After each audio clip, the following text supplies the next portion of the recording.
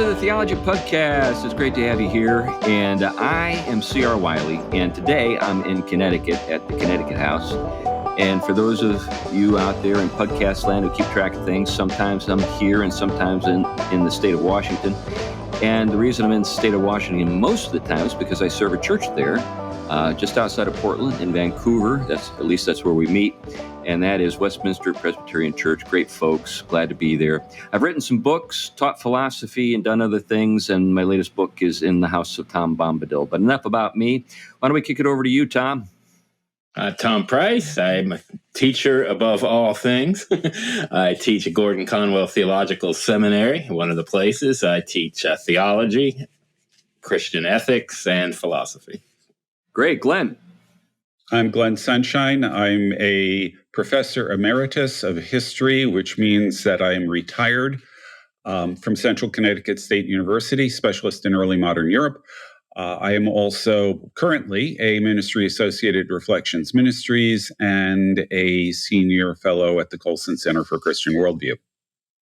Well, thanks for the introductions, guys. And now it's time to introduce the subject of the day, and it's my day. We've had some interviews recently, but we're back to just the three of us. And today I want to talk about Dirty Harry and why Dirty Harry may be, I know this is a stretch, and I know that there are folks out there listening who are going to have a hard time even conceiving that this is even a possibility, may be the best Christian film of 1971, maybe the entire decade.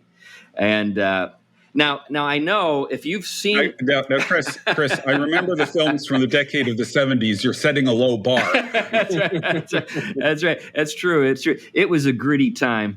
Dirty Harry came out in 1971. I think I said that, and I was 9 years old at the time. I was one. You're making me feel old, guys. But I remember the time vividly, because I was living in the penumbra of Washington University in St. Louis, and my father was, on faculty there, and I was in that kind of bohemian, very liberal, artsy environment.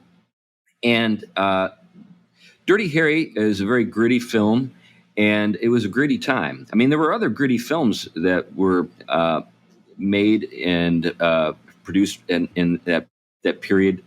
Cop shows like Serpico. Remember Serpico? Yeah. And remember French Connection? Yeah.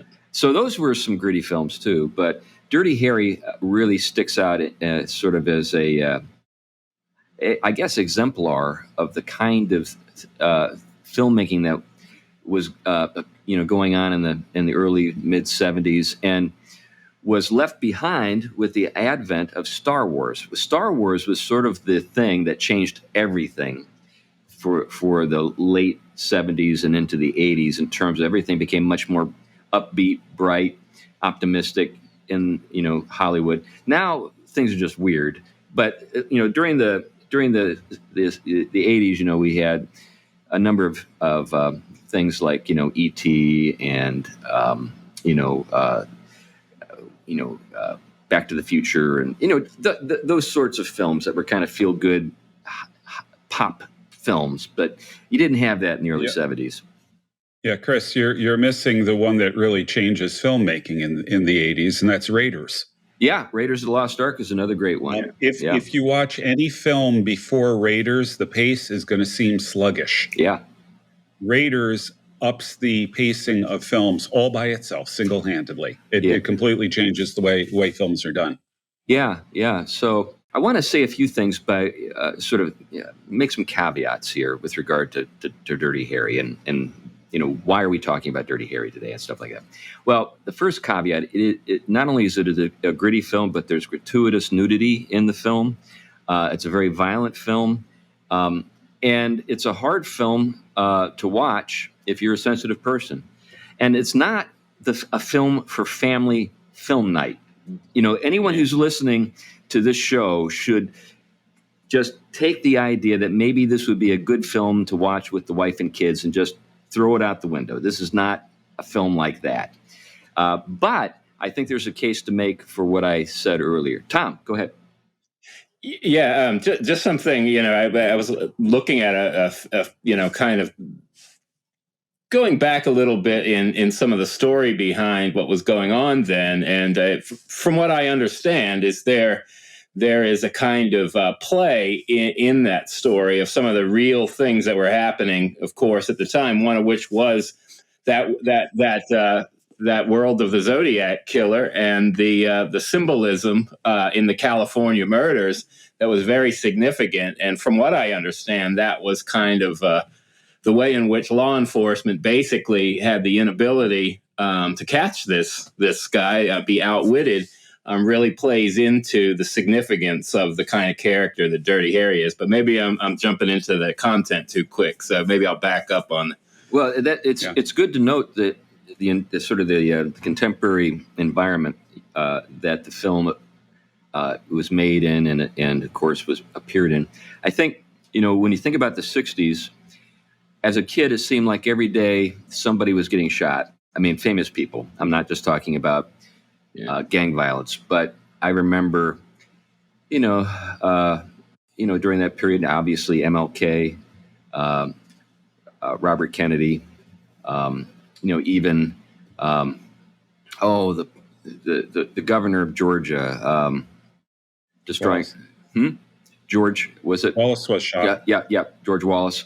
So, I mean, that kind of thing was going on. And you had Kent State, people getting shot during, protests. And the protests in those days, they didn't have much, I guess, reticence to put down protests with high-power hoses and, riot police and stuff like that. Today, it's just much more...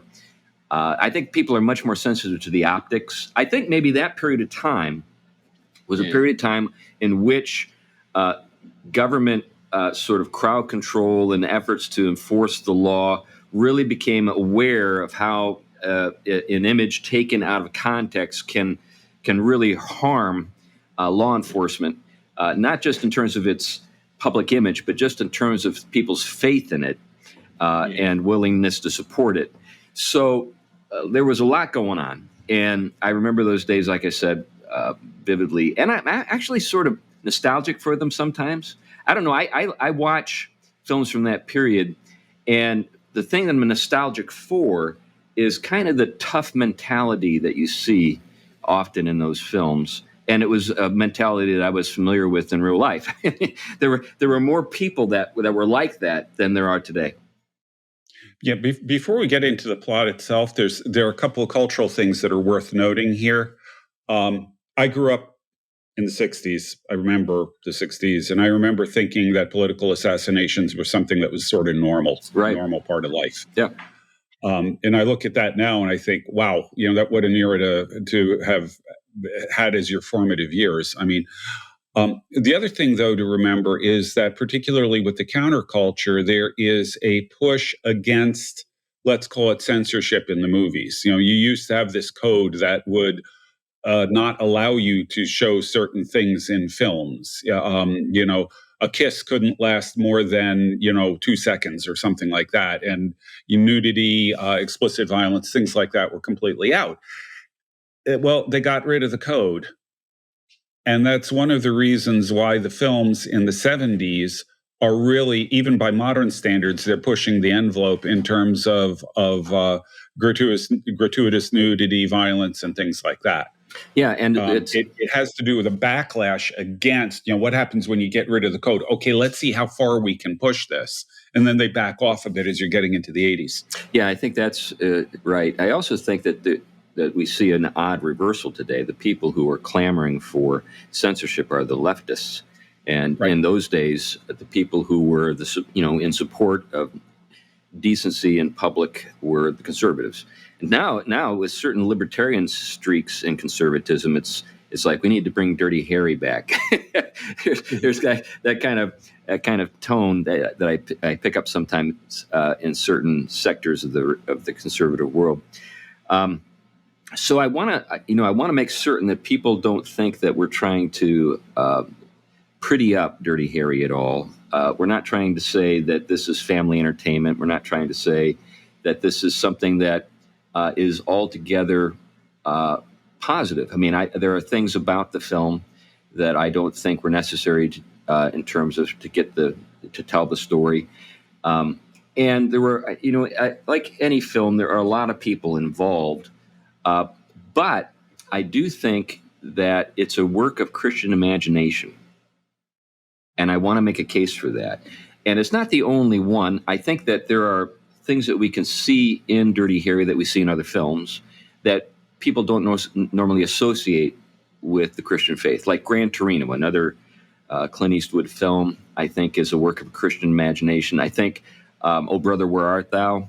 That's fun. It's kind of lighthearted, but there's stuff going on. There are tropes, there are types. There are lots of things happening in the plot, and with sort of symbolic events and so forth. I think Cool Hand Luke, which is another period piece, I think it came out just a little before Dirty Harry. I think it's late 60s, if I remember right, or mid 60s. But that definitely is full of Christian imagery, although the agenda with Cool Hand Luke is not the same agenda as we see with Dirty Harry. It's a very different agenda, but it's definitely a work of Christian imagination. So anyway, those are some things that I wanted to say before we get into some of the detail on Dirty Harry. Anything else you guys want to throw in before we kind of have some fun with this?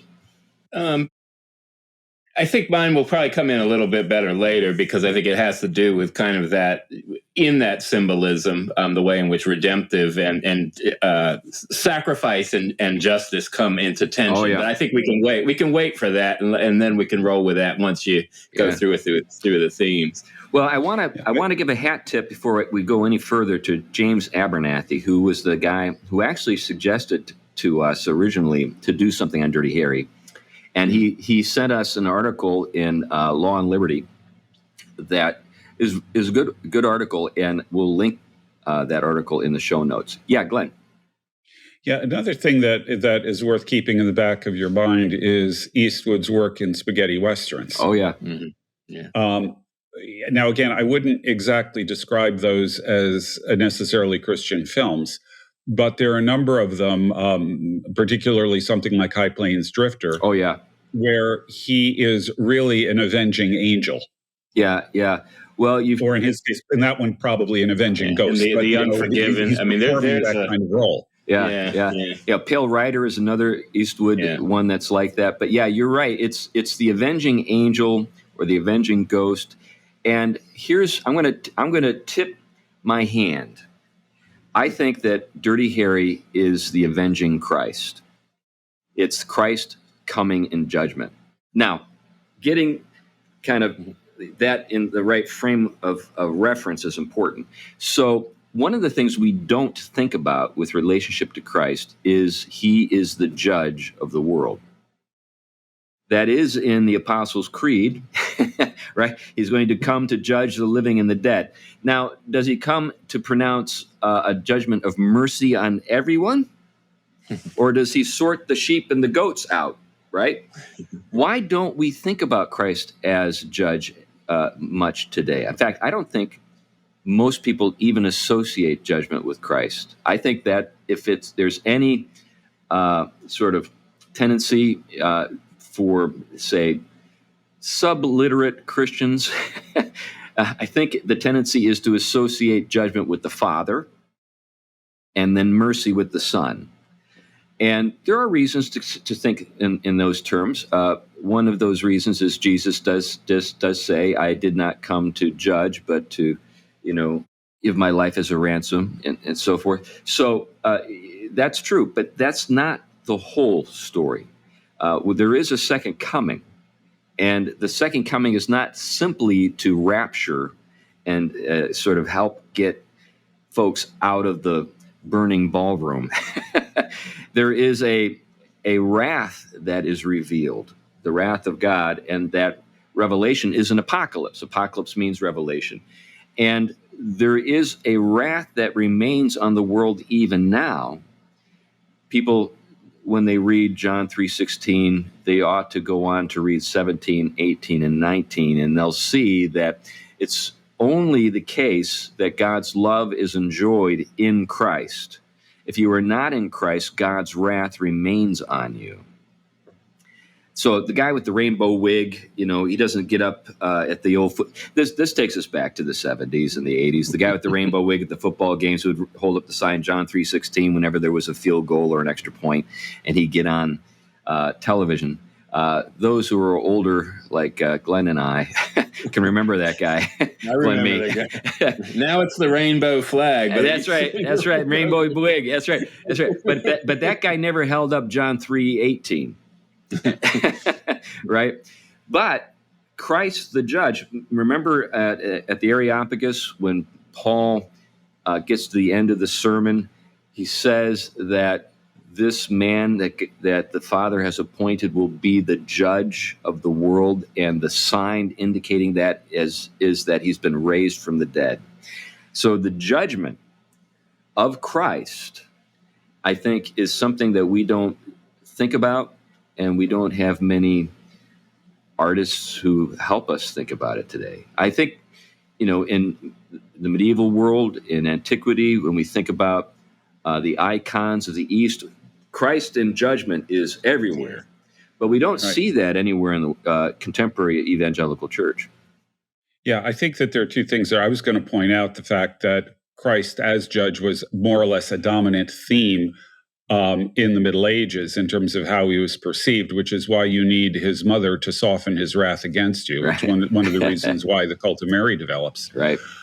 But along with that, and by the way, for those of Catholics out there, I'm not using the word cult in a pejorative sense. I'm using it in its anthropological sense, a body of practices related to worship. Right. So,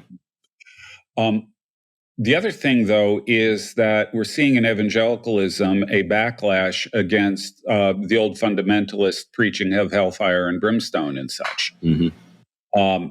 I grew up, when I came to faith, I grew up hearing people talking about hellfire and damnation sermons and how we need to get away from those. And I'd never heard one. Yeah. Yeah, I literally never heard one, but people were so paranoid in the evangelical world about that style of preaching that they would talk about them as if they were commonplace, and they weren't. And what that does is it shifts us away from the fact of judgment and more toward a focus on mercy, which of course is proper. Sure. Yeah. But there has to be a balance there. Yeah. Well, I think too that wrath is unequivocally masculine.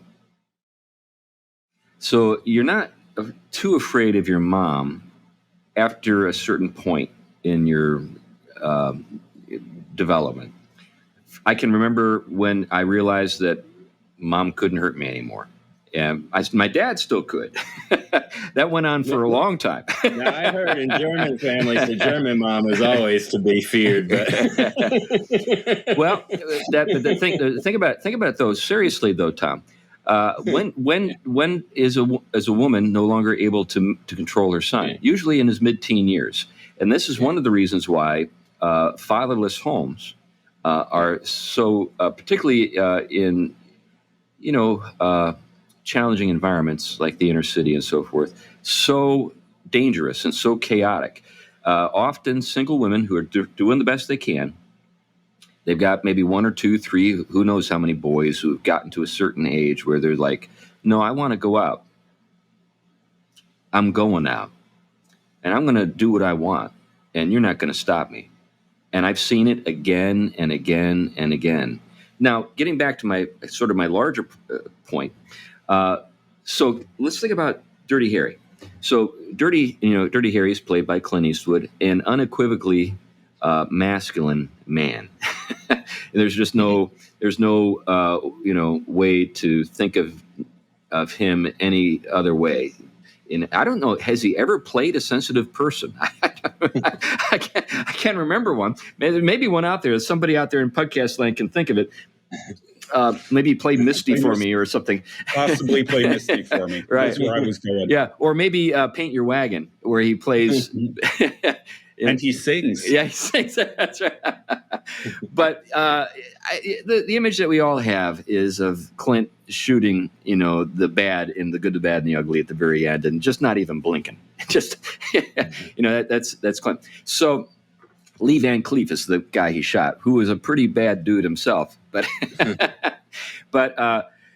now, when we think about this, why am I making this case? Well, there are certain things that occur in the film that I think are signals to an observant, person who is in the audience, that there's something going on here that's significant, and maybe more significant than people might assume. So, like when I was a kid, and people would talk about Dirty Harry, all my friends, they were just into the guns, into the violence, into the kind of the attitude and all that kind of stuff.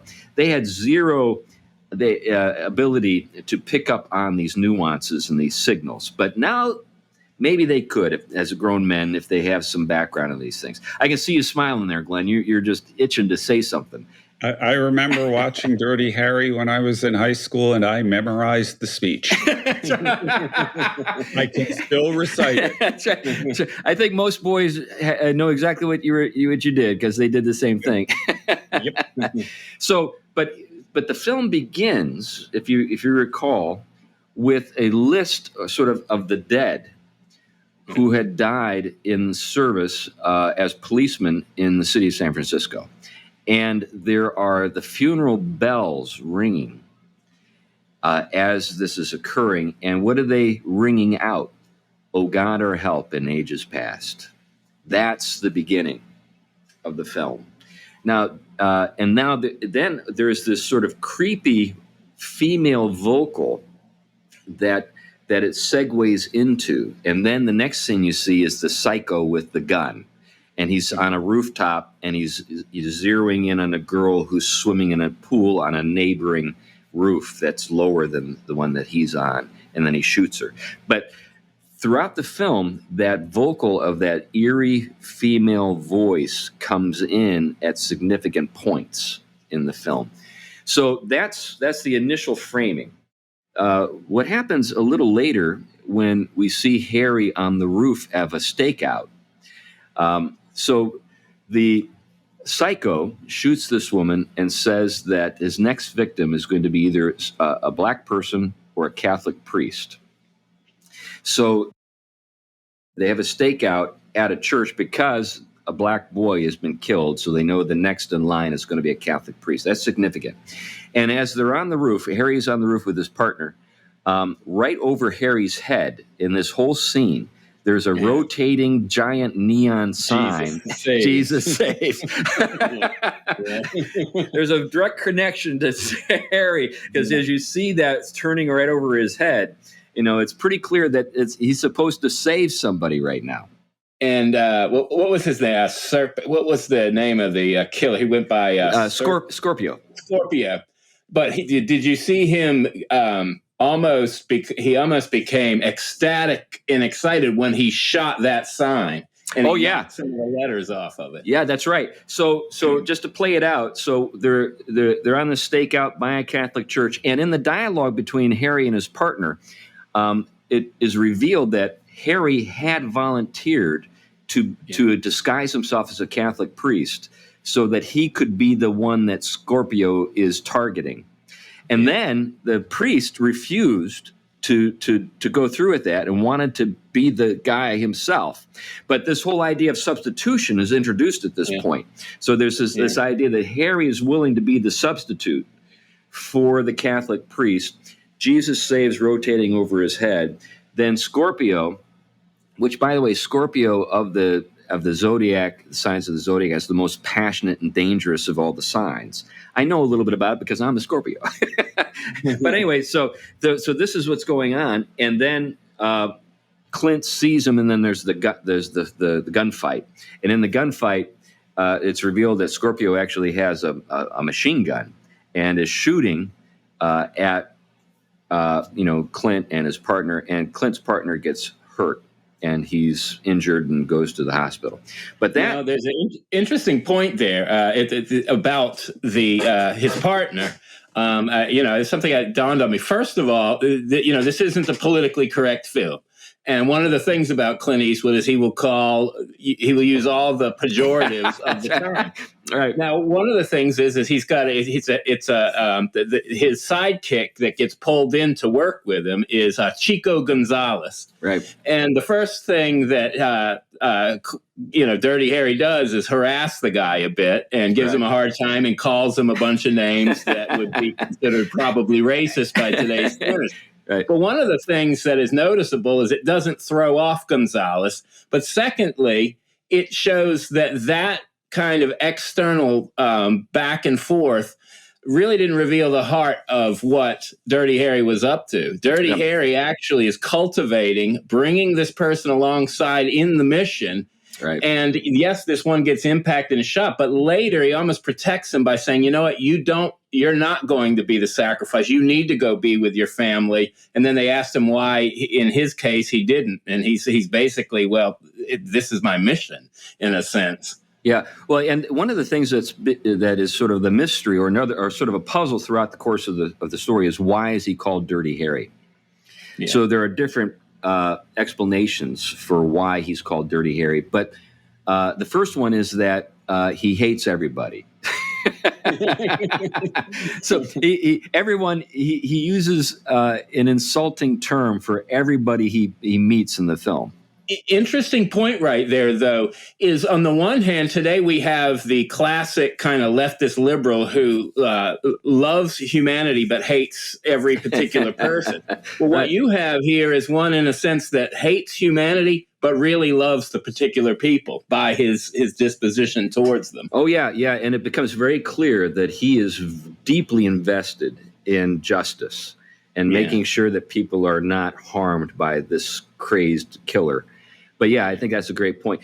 So the two other theories that come up, he hates everybody. That's why he's called Dirty Harry. The next one is that he's kind of got a dirty mind, and that's kind of dismissed, that maybe he's got some kind of sexual sort of fetish or something.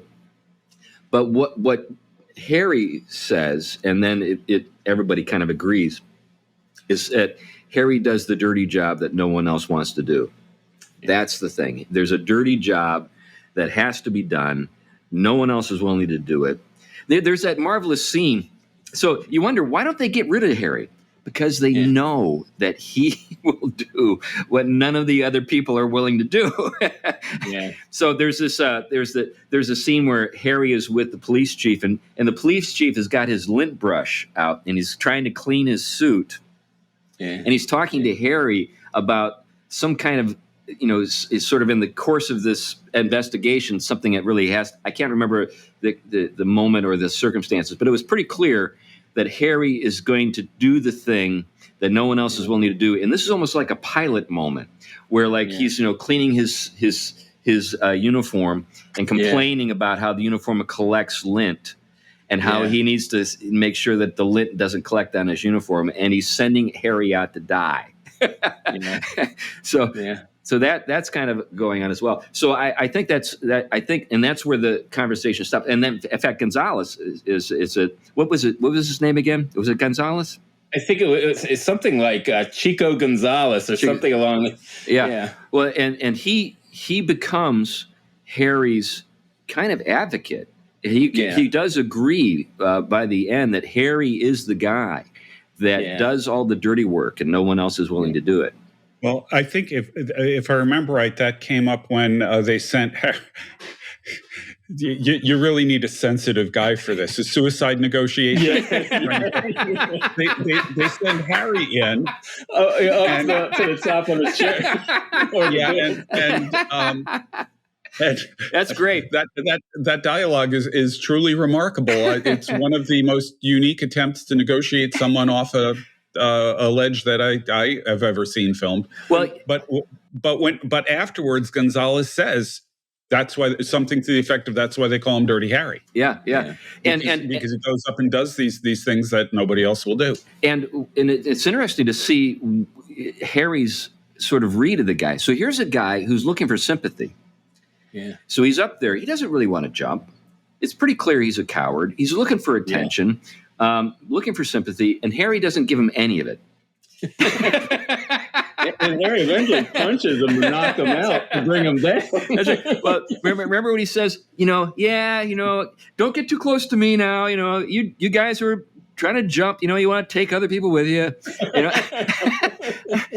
I remember this last time I was at, a suicide guy jumped. Yeah. Oh, it's just so disgusting. It's a splatter. Got all brains. Got everybody's clothes. and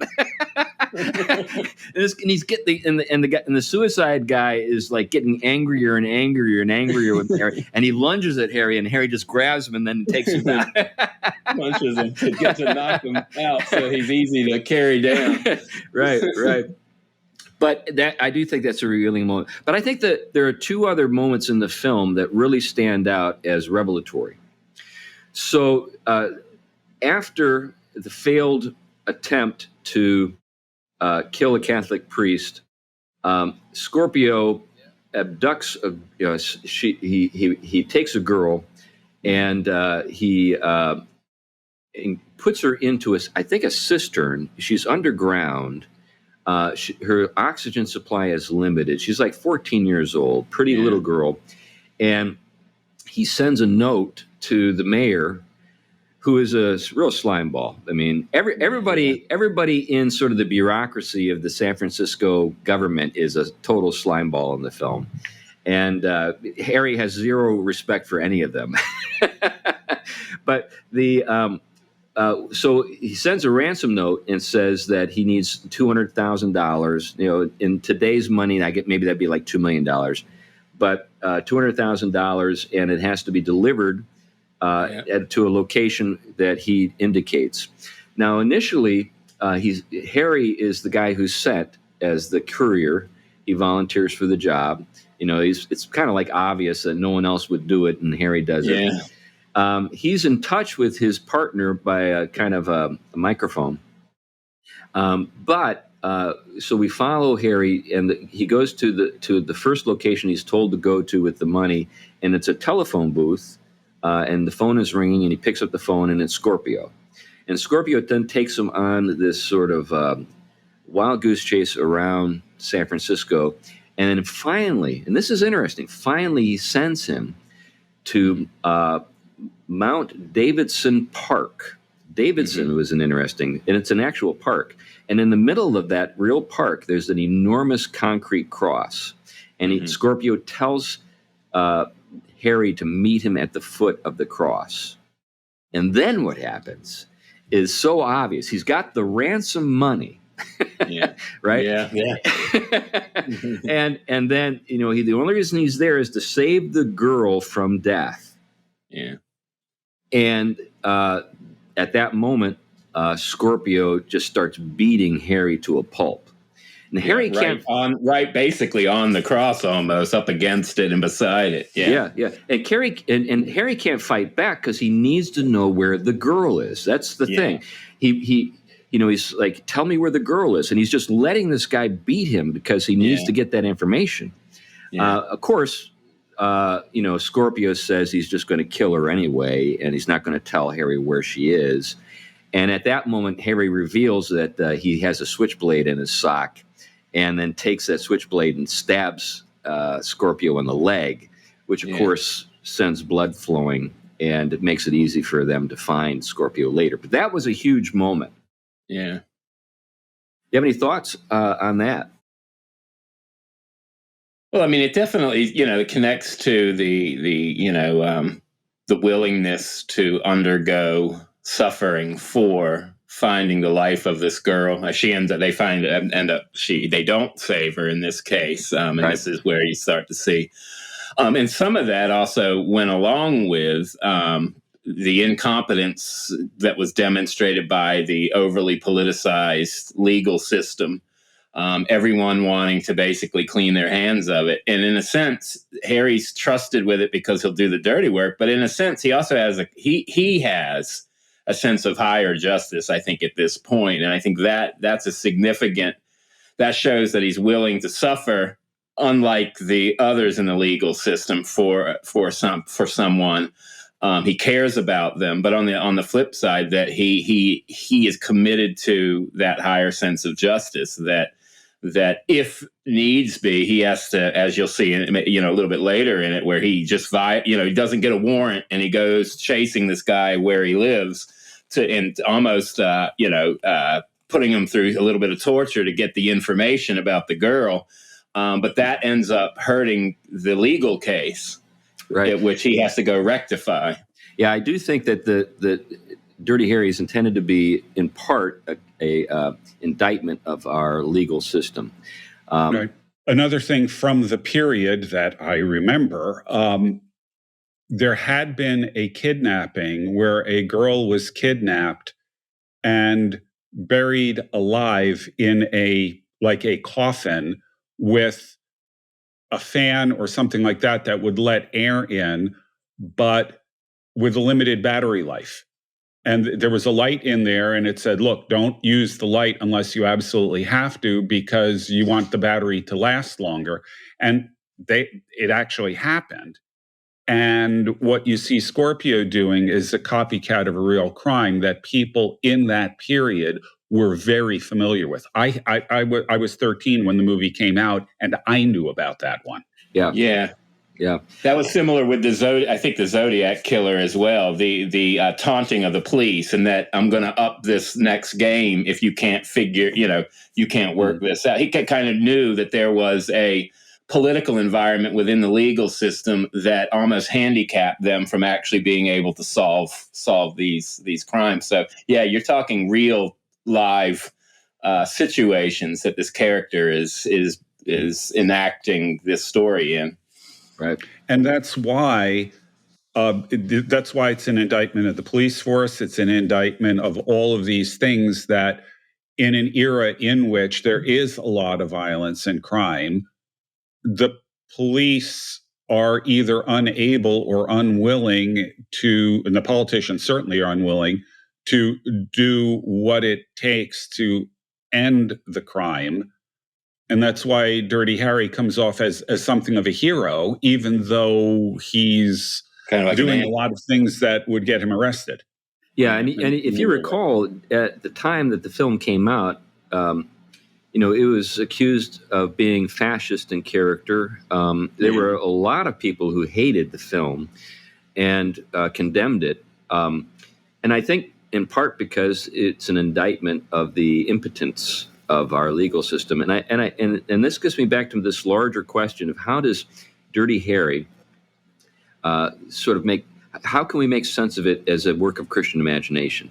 I think one of the things that it's intended to do is to reveal to us the inadequacy of human institutions when it comes to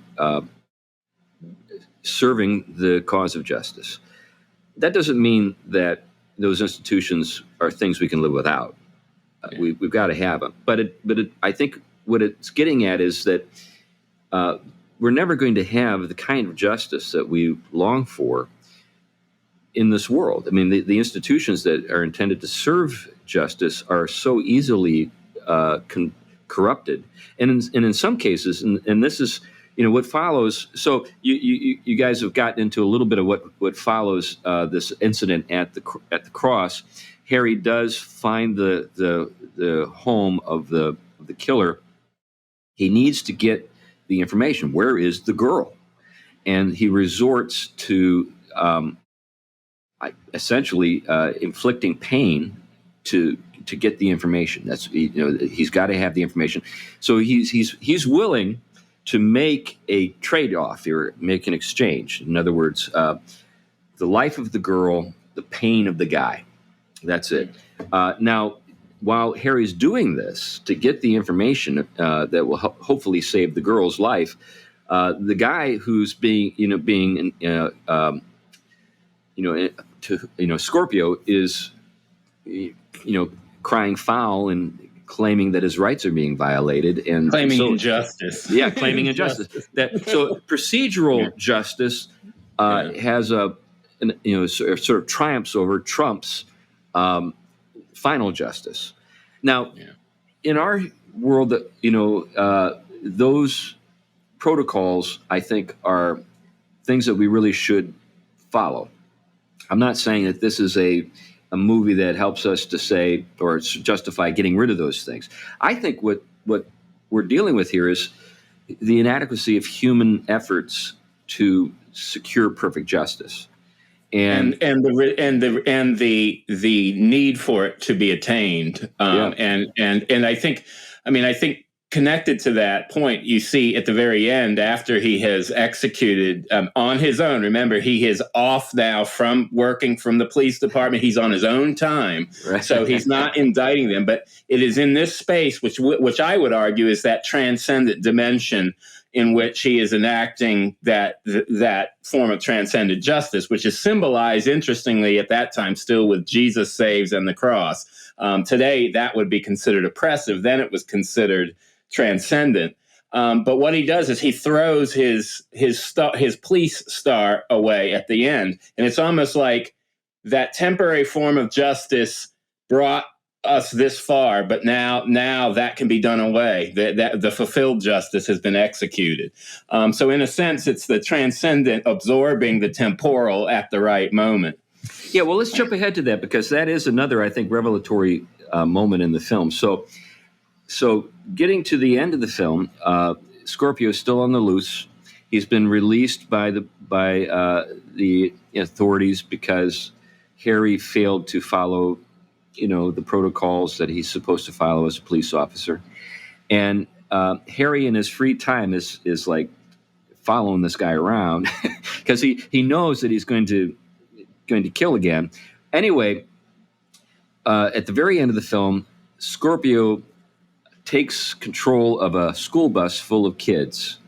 And this school bus is, obviously taking kids home after a day of, in public school. And he's got them singing songs, Mary Had a Little Lamb, and all these different kind of it's a very creepy scene because he has them singing these nursery songs, nursery rhymes and things like that. But, and I think that's for effect, but what he's doing is he wants to again have his $200,000, and this time he wants to have a plane, and this again is a period piece. Remember, hijacking was a real kind of thing, and every once in a while you'd hear, maybe every 6 months or so, some guy had managed to take over an airplane and have it fly to Cuba or wherever he wanted it to go. And, usually Cuba. Yeah, that's right. Right. So this time, this guy says, "I'm going to, unless you let me get to the airport, I'm going to kill these kids one at a time." And they know he can do it. He was willing to do it. The mayor capitulates again and is going to give him everything he wants. Harry, on his own, he overhears, in the course of the conversation, Scorpio tells them exactly the route that they're going to take to the airport. So Scorpio is doing that because he doesn't want any police interference, and he wants them to be completely out of sight as he's making this trip to the airport with these kids.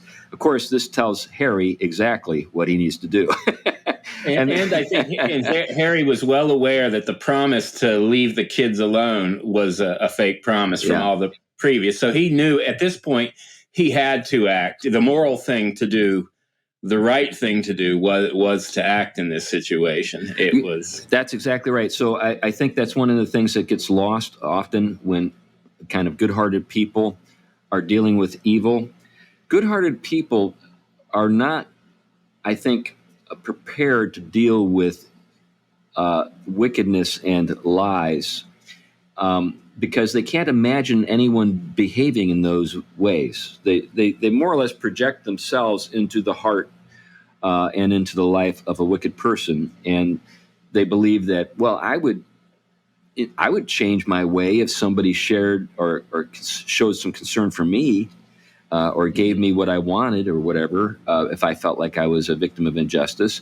Well, yeah, I mean, you're a healthy person.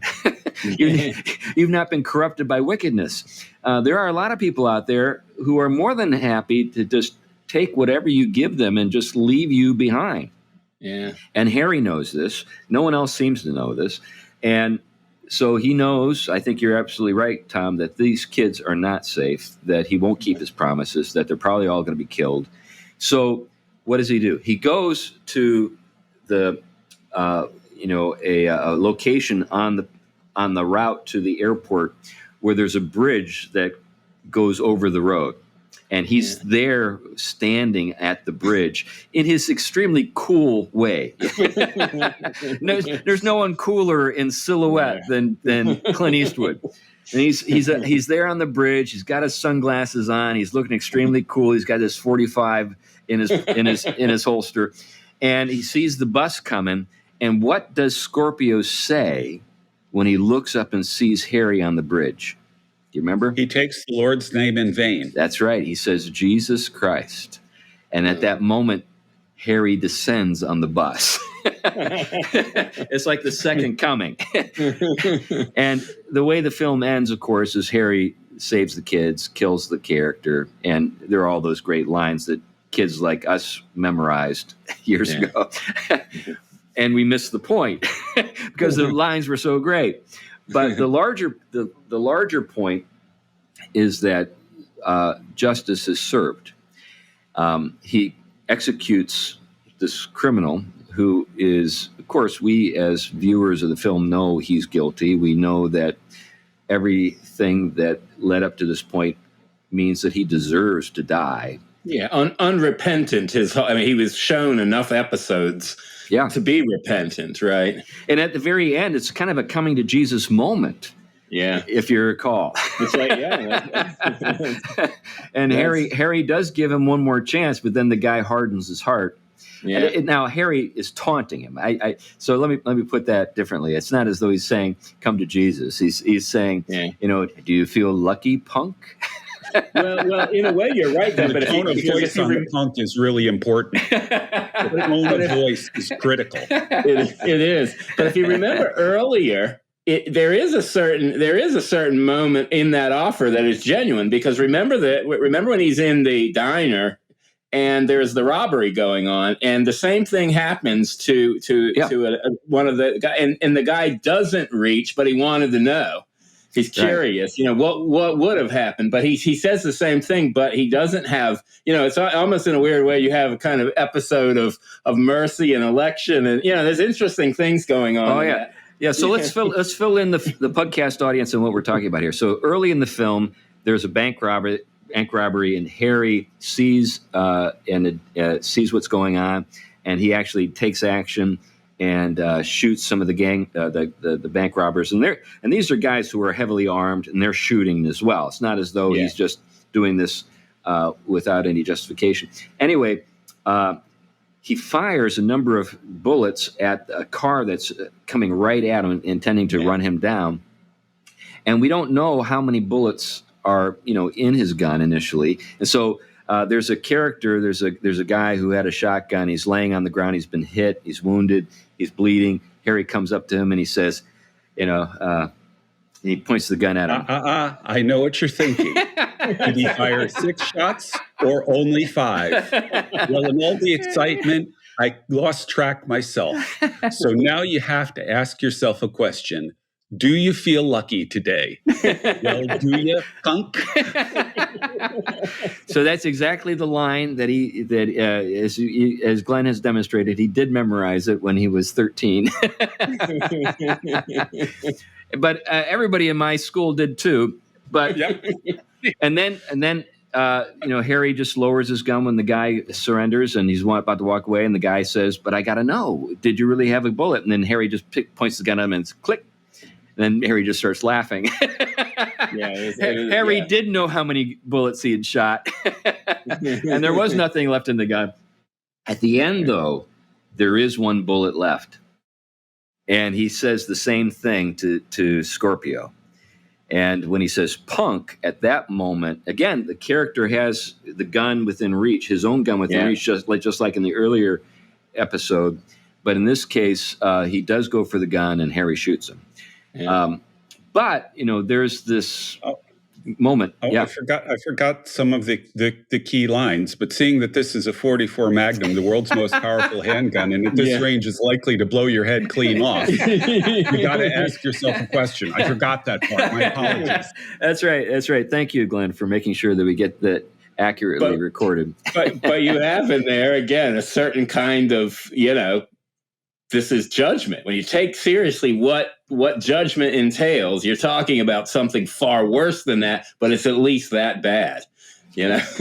So I'll confess that my wife watched Dirty Harry with me last night, and she wanted Scorpio to die. Now, my wife is one of the most pleasant and gentle and likable women you'll ever meet. I think everyone who knows my wife feels that way.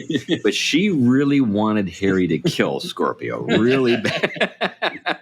And I think most of the people who watch the film would feel the same way. I mean, the character is vile. In fact, I was watching it on Amazon Prime, and one of the fun things about Amazon Prime is it gives you a little trivia, as you're watching the film.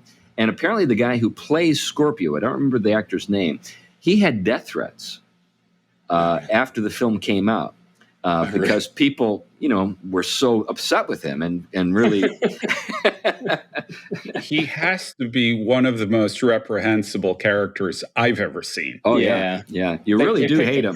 Perfect look and everything. Yeah. That's right. Well, and at the end, you remember the scene at the foot of the cross, he's wearing a ski mask. It's a red ski mask. So all you can see is his eyes, and his eyes are just totally wacko. And even when he has the limp, the way he kind of skirts and runs, it's creepy. It really, there is something that the demeanor is really, you can see almost the way in which that reprehensible character is embodied in the, the movement, the pace. It was really done well. Well, the guy who wrote the screenplay was John Milius. And John Milius is the guy behind Apocalypse Now and the Judge Roy Bean. So he's an interesting character, and I think that he's so politically incorrect that there's just no way that he could get any work today in Hollywood. He's still alive. But he was a personal friend of George Lucas and Steven Spielberg, super connected. But, his films have that kind of very strong, masculine sort of character as it relates to kind of the reality of the world that we live in, and the sort of compromising call to justice or requirement for justice. And but I also think that when we talk about film, so let's step back a little bit and just think a little bit in a larger sense about what constitutes Christian filmmaking or just art in general. I think about the fact that so much of our thinking concerning the Christian faith and culture today really, I think, is sort of occurring in the shadow of the 19th century, kind of this Victorian sentimentalist way of thinking about the world and about the faith. The further back you go, the more realistic and dark the faith can become. Like Bosch, in the Middle Ages with those paintings. I mean, Bruegel, Bosch. You look at that stuff. There's nothing soft or sentimental about. In fact, they are so dark they make Dirty Harry seem bright. Yeah. Like the Garden of Earthly, Garden of Earthly Delights, and the trip, the judgment scene is the triumph of death. Yeah. Oh, yeah. Yeah. I mean, basically what you see corpses, you see half sort of consumed bodies, you see just all kinds of things going on. Torments, perversion, and the faces are hideous. I mean, they really are able to grapple with. I mean, they're able to depict a hideousness that becomes embodied almost. Right. So now, can we imagine anything like that being, say, produced by popular Christian artists in the spirit of Thomas Kincaid? Chris, you got to take it a step further. Can we imagine putting those up in our churches? Yeah, right. And they did. Yeah. Yeah. Yep, they did. And they did so because they were, I think, more closely acquainted with death, with the kind of the gritty character of the world, the need to deal with reality as it's found in the world. So I do think... And along with that, Chris, they were also, I think, much closer in an upfront and personal way with cruelty and evil and things like that. Yeah. I was reading a book that was talking about, actually, it was talking about a 17th century executioner. You know, it was a book on this guy's life. And they talked about highwaymen that would raid houses and not just steal the property, but torture the people to death inside them. Yeah. This was not an unusual kind of thing. They were well aware of the extent of human evil in a way that we deny. Yeah. I think that's the right word, Glenn, deny. We live in denial. I think a lot of our political sort of, I guess, impasse is due to essentially a denial of the fall. And, you know, what do you do with that? How do you... I think, you know, in the past, too, they didn't have the financial or sort of social buffers that we do today. So if you can't afford a prison that just keeps people alive, you know, and feed them and provide, you know, various forms of diversion and entertainment, what do you do? Just release them and let them, you know, alone and to do whatever they want to do? No, you've got to do something about that. That seems to be what's going on now with in California, New York, Connecticut. It's you know, we've failed the, you know, a certain population by being overly aggressive with the legal system, and that has created the psychology that is evil. And it is this kind of Pelagian, if not, you know, this notion that human beings are basically good by nature, and it's their allotment that has produced the conditions in which they have to enact bad actions. And if we can get rid of those or reimagine, we get rid of the sin and the evil. And I think this is something that there are places in which those things make the problem worse, but the reimagining they have in mind isn't going to be addressing it. And I think you're right that you know, previous times where the direct impact of the heinousness of people's evil, you even think of, you know, the celebration of the damned in heaven. You know, there's kind of paintings and imagery of this that the heinous and evil actually is going to be. Right. Well, is it possible for us then maybe to make a generalization that maybe goes like this? The more comfortable you are, the more uncomfortable hell makes you feel. The less comfortable you are, the more difficult the conditions that you live in, the more you really, you know, in your own mind think there better be a hell. You know, it similar point. It's interesting that in cultures where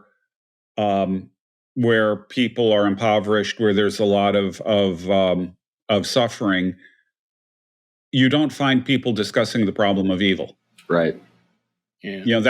You know, here where we're comfortable, evil seems like a kind of problem. You know, that how could a good God allow these things to happen? People who are genuinely suffering, you know, on a large scale, don't ask that question. Right. Yeah.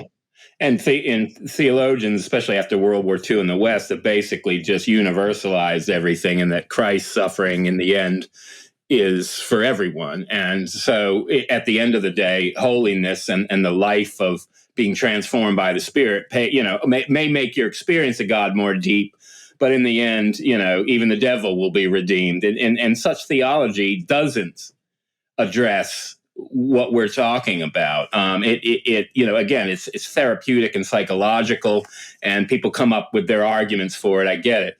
But one of the things you see, I mean, in an interesting case, I think more recent, and I don't hear this so much, but I remember, if I remember right, Peter Hitchens started to ponder the reality of God and by seeing the artwork of Last Judgment scenes when I think he was that sounds I right. think he was in Paris, and he said, it hit him in the spirit, I would say, that what if this is actually the case? And I think the existential ramifications of that, and so here's a person, who I think that'd be a complicated episode. Again, I don't know what went on in his personal life at the time, but nevertheless, this wasn't necessarily someone in that kind of environment in which they saw suffering day in, day out, and yet nevertheless something resonated. I think that's right, Tom. I in my own experience, as I've looked around, it does seem to be a truism that the more comfortable and sort of sheltered your life has been, the less comfortable you are with the doctrine of hell, or the notion that Christ is the judge. The more challenging your environment has been, the more likely you are to understand and accept and actually take comfort in those Christian truths. So, well, we should probably wrap things up. I guess the takeaway that I'd like for folks to have from the show is that we're not trying to say that the writers necessarily had all of the things we talked about in mind when they wrote the script. We're not necessarily saying that everything about the film is praiseworthy and should be extolled, or try. We're not saying too that every little thing in the film is symbolic in character and feeds into a kind of tight, kind of allegorical framework that you can work with. We're not saying any of those things. We're just saying that this is a work of Christian imagination, and if the imagination of the writers had not been informed by the Christian faith, certainly they wouldn't have used some of the symbolism that they did in the film. But I don't think they would have even thought of these things in these terms necessarily. I don't think this film could be made today for a range of reasons. I don't think anybody would fund it. I don't think anybody would write it. Who that you see in Hollywood. I think it's something that maybe we'll look back on as a real work of art. At this point, it's a just pop culture kind of thing. It's not like I'm not trying to say this is high art either, but it does reflect, I think, some concerns and some themes that we will see revived in the future. We'll see a revival of these interests or these things in the days ahead. But anyway, that's all I've got to say about it. Yeah, the only thing I would add is that on another level, it fits into a vigilante genre that was popular in the period. Yeah. And again, that came about because of the perceived inability of the police. They're being hamstrung by the courts and things like that to actually achieve justice. Right. And so it fits into that kind of narrative as well. You think of a movie like Death Wish, or any number of others that do the same kind of thing. These days, the vigilante is more likely to be the person hunted by the police in the movies. Yeah, like Rambo or something. Yeah. Anyway, well, thank you so much for listening to the Theology Pugcast and getting all the way to the end. And at the end, we usually tell people about ways that they can support the show. And we have a number of people who do that. People who support us through Patreon or through the Fight, Laugh, Feast Network, or sometimes just reach out to us and say, hey, we want to give you money. And so thank you for that. We do have expenses, and the everything that comes in goes to meet those expenses. It's pretty amazing in God's providence how it all sort of plays out. We just seem like they have just enough money every month to pay the bills. We don't take anything. We're glad, of course, for the show. It's great to be able to connect with people around the world, really, through this podcast. And we hope that this particular show on this really odd topic, Dirty Harry, is it a Christian film, was entertaining for you. All right. Bye-bye. Bye.